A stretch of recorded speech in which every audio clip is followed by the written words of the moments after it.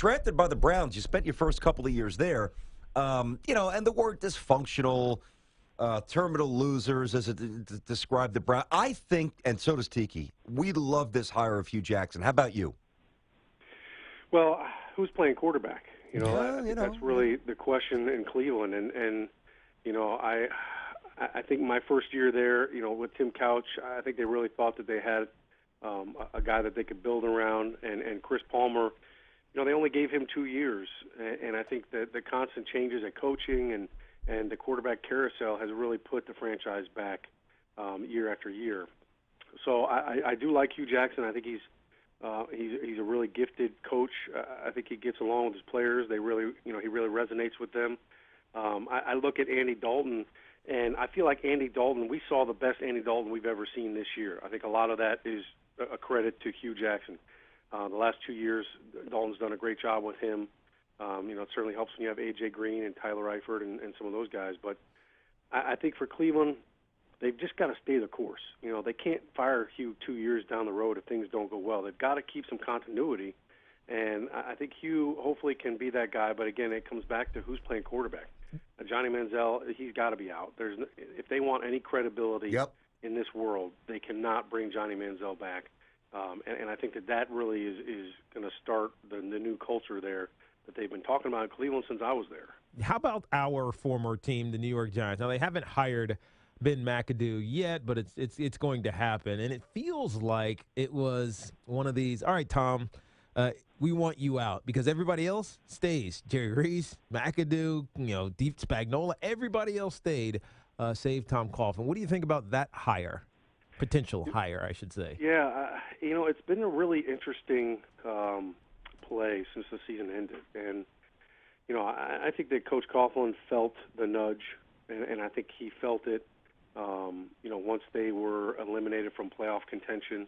I think that was kind of the buzz that was going around, and I think he kind of got it. But, if you're Tom Coughlin and you're sitting here saying, okay, look, you said it's time for a change, but now I'm basically, hey, we're changing, we're going to make all these big changes, and then they get Tom out the door, and then they close the door, and they say, all right, everybody's staying. You kind of feel like you just got double-talked. So I think it's an interesting situation how it's playing out. But I will say this. I think for Ben McAdoo, this is a huge, huge opportunity. He's got to be super excited.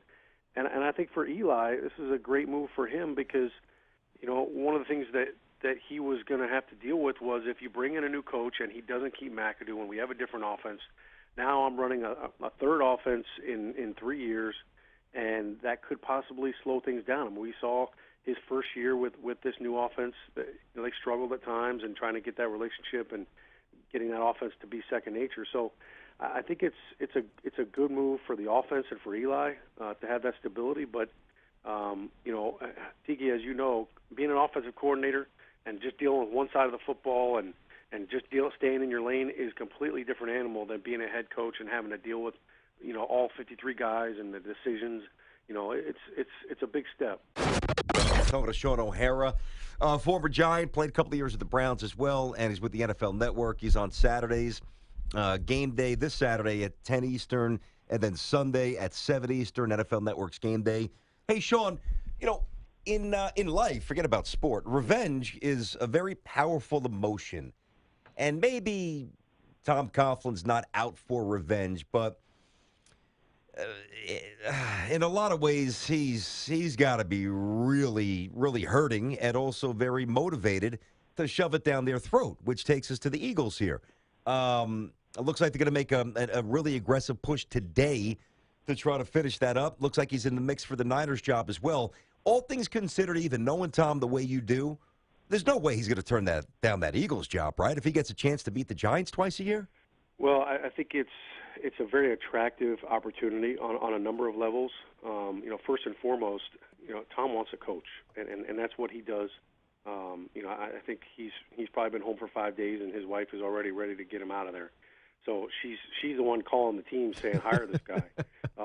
But he wants a coach, and I think for him looking at this job with the Eagles, they've got a great roster. The Eagles roster is better than the Giants roster.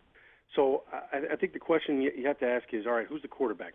I think Sam Bradford can win games, and Sam Bradford played really well against the Giants. So if you ask Coach Coughlin what kind of quarterback is he, well, hey, he played pretty darn well against us. So I think that's, you check that box off right there. Can you get Sam Bradford signed to a long-term deal that's favorable for both sides? That's the big question, but that's a great roster. I think the proximity helps out, too, because he doesn't have to uproot. You're not going all the way across country. San Fran is definitely appealing, but I don't think that Tom looks at it like, you know what, I'm going to shove this down the Giants organization. He's not like that. He's not a spiteful person. And the one thing that Tom Coughlin has always preached is it's about team. And when you look at the way he handled that last week as the Giants head coach, he never let it become about Tom Coughlin. It was always about the team and about the Giants. He would do the same down in Philly. It would be tough for the Giants to have to face him 2 times a year, and that would be uncomfortable on a number of different levels. But knowing Tom as a coach and as a person, he would never let it get to be Tom versus the Giants. It would be the Eagles. It would be all about the team.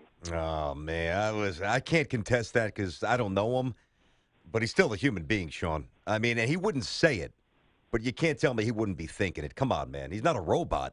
Well, I'm sure that he would, he would feel, hey, look, if he went down and took that job down in Philly, and that first time he put on the Eagles green, I'm sure he would bristle a little bit, and it would take some time. But he's been coaching a long time. He understands the business side of it. I think it would be very surreal for him the first time he ran into MetLife Stadium coaching the other team. But once he got through that first one, I think that it would be an afterthought once he got through that first game.